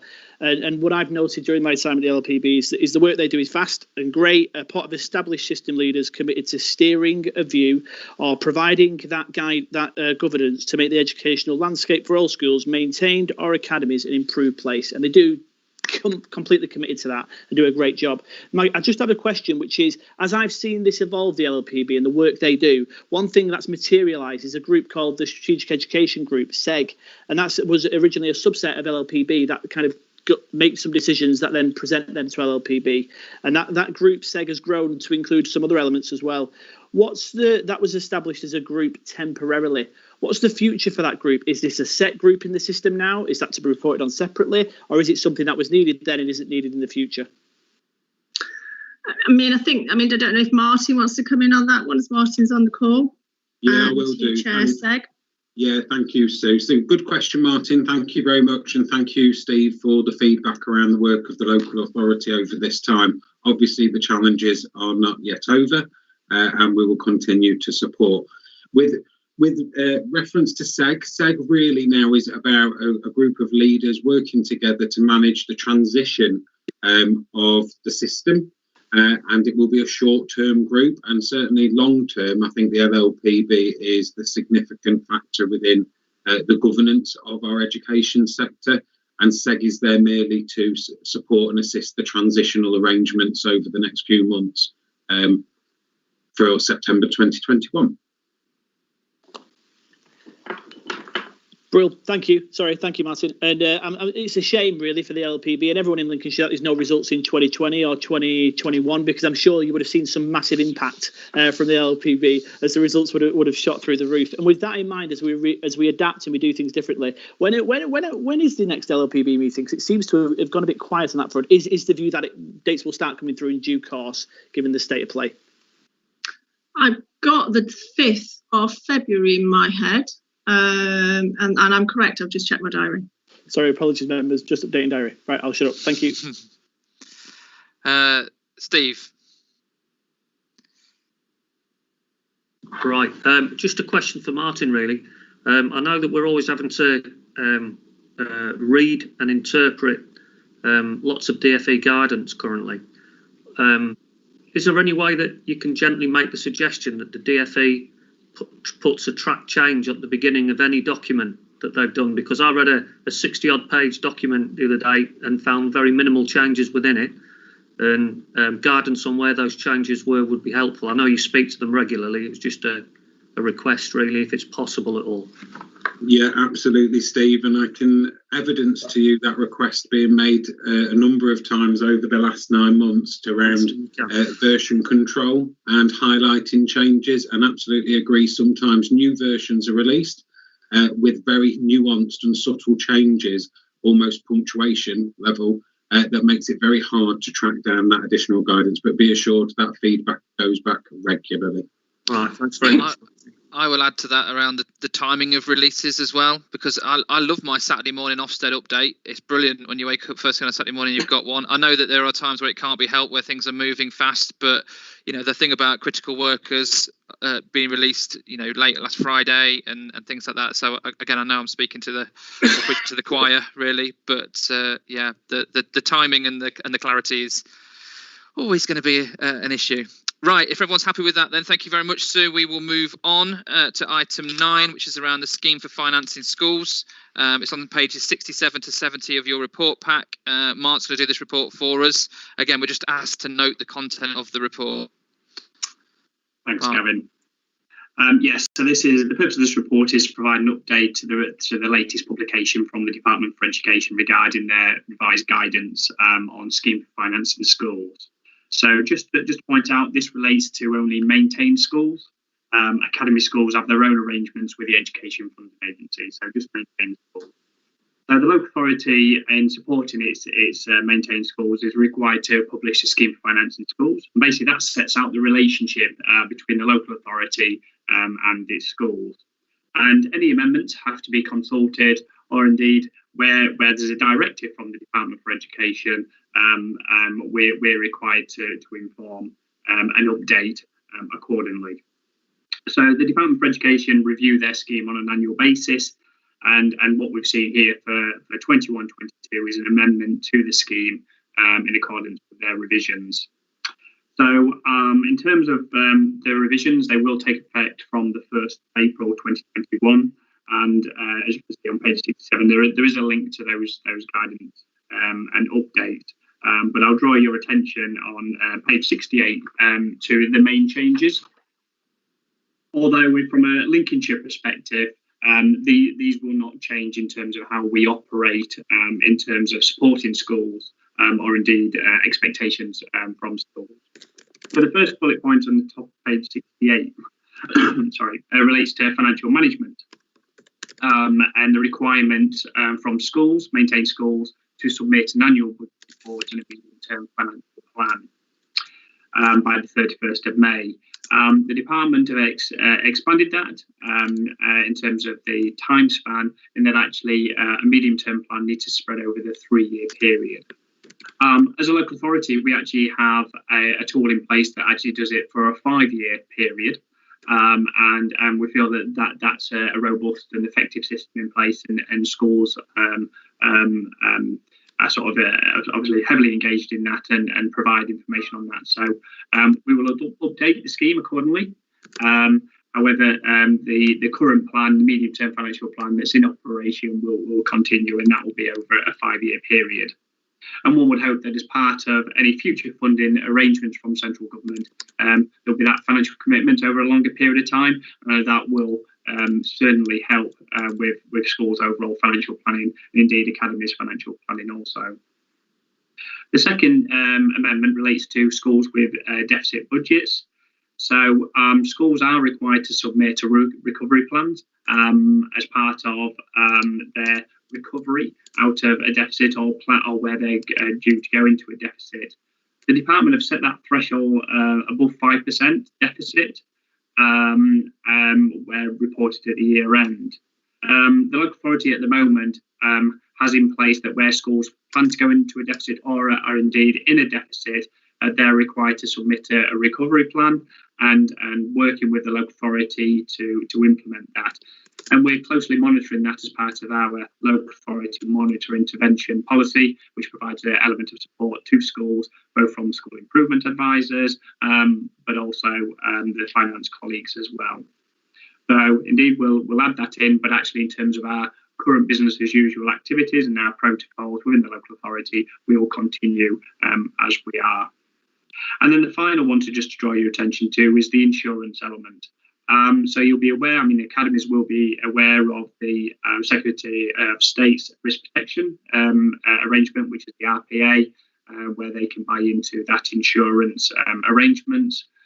Currently maintained schools use the local authorities insurance arrangements. So local authorities maintained schools would opt for the RPA.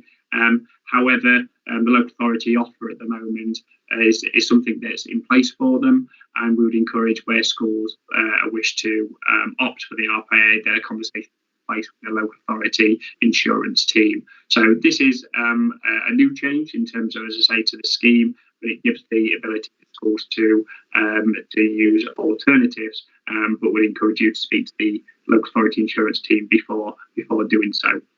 So the revisions will be in place from April 2021, and we will be publishing that on the link below.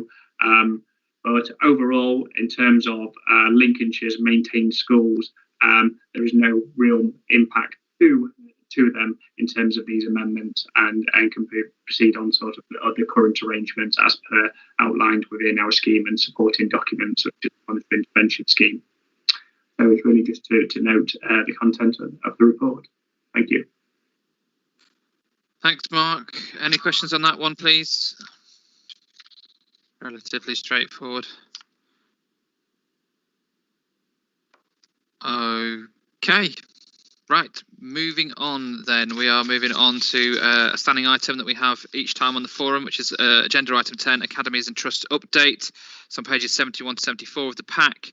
Lizzie is going to give us just an update on the movers and shakers when it comes to academies and trusts. Lizzie. Thanks, Gavin. So this report is based on the data as at the 1st of December. Since the October forum, there have been no further schools that have converted to academy. The current status of all schools are detailed on pages 71 and 72, and you can see that we now have 49.3% of schools as academies, and that equates to 70.2% of pupils, or just over 74,500 pupils. The projected position for the next 6 months are detailed on the second half of page 72 and the top of page 73. There are 5 further schools who intend to become academy by the 1st of June, and they are Surfleet CN Primary, Stamford the Bluecoat School, Pinchbeck East Primary School, Spalding Primary School, and Friston All Saints Primary School. The middle of page 73 details academy trusts that have the greatest number of academies and free schools in Lincolnshire, and you can see that at the moment the Community Inclusive Trust has the highest number with 13. There are 35 multi-academy trusts operating within Lincolnshire. 139 academies are part of a multi-academy trust. The largest academy trusts nationally that operate within Lincolnshire are detailed at the bottom of page 73. The largest trust is the Academies Enterprise Trust, who have nationally 57 academies, 2 of which are in Lincolnshire. And the forum is asked to note the content of the report. Okay, thank you. No surprise that there's not massive changes at the moment. People are busy with other things, aren't they? Any questions on that one? If you want to just speak into the chat function. We're just noting the contents of that report. Yeah. Yeah. Okay. Right, moving on then to agenda item 11, which is to just make you aware of the work programme going forward. So you can see there the items that are due for the next meeting on the 22nd of April 2021. That's just for your information. And unless anybody's got any particular comments on the work programme, that brings us to the end of today's Schools Forum meeting. So thank you all very much for your attendance. It's greatly appreciated. We will make sure the dates for the next meeting is circulated, because I'm going to take a bit of a punt and suggest it might still be online. So I look forward to seeing you all at the next one. Thank you very much for your time today. Thank you.